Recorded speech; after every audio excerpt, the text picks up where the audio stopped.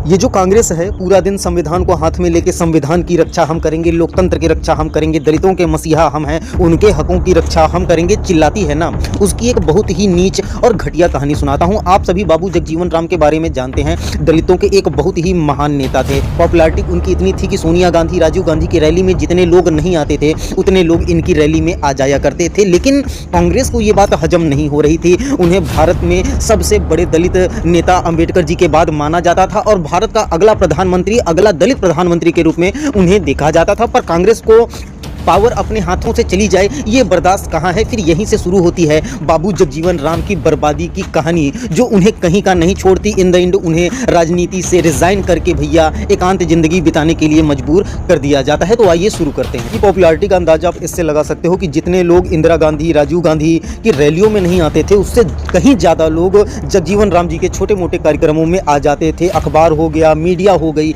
हर जगह जगजीवन राम जी के चर्चे थे। वो इतने ज़्यादा पॉपुलर थे कि अंबेडकर जी के बाद दलितों के सबसे बड़े और पावरफुल नेता के रूप में वो उभर के आ गए थे। उन्हें भारत के अगले दलित प्रधानमंत्री के रूप में देखा जा रहा था। पर यह बात कांग्रेस को हजम नहीं होती, क्योंकि सत्ता जब हाथ से जाती है ना तो कांग्रेस बहुत ज्यादा बिलबिलाती और यहीं से लिखी जाती है जगजीवन राम जी के बर्बादी की कहानी। तो होता कुछ ऐसा है कि इंदिरा गांधी बाबू जगजीवन राम जी के बढ़ती लोकप्रियता से काफी ज्यादा चिंतित, क्योंकि जितनी भीड़ इंदिरा गांधी, राजीव गांधी की रैलियों में नहीं आती थी उससे ज्यादा भीड़ जगजीवन राम जी की रैलियों में आती थी। साउथ हो, नॉर्थ हो, हर जगह जगजीवन राम जी की पॉपुलैरिटी दलितों में बहुत ही ज्यादा थी और ये बात कांग्रेस को बर्दाश्त नहीं थी। और वो ऐसे दलित नेता थे जो साउथ हो या नॉर्थ हो, अंबेडकर के बाद दूसरे सबसे ज्यादा दलितों के फेवरेट नेता बन गए थे। और इस लोकप्रियता से इंदिरा गांधी जी काफी ज्यादा चिंतित थी और यहीं से शुरू होती है कांग्रेस की गंदी राजनीति, जिसने पूरे जगजीवन राम जी के करियर को ही निगल लिया। तो होता कुछ ऐसा है कि बाबू जगजीवन राम जी के एक पुत्र थे जिनका नाम था सुरेश राम।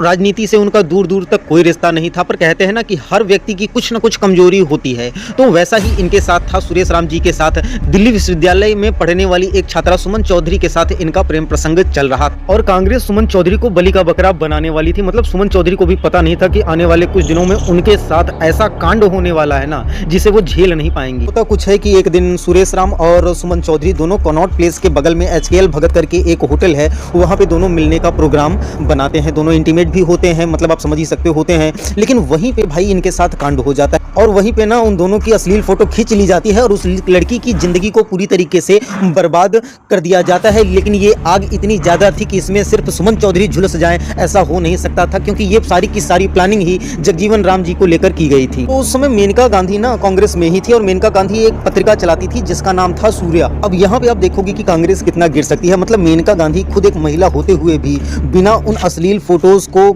सेंसर किए, बिना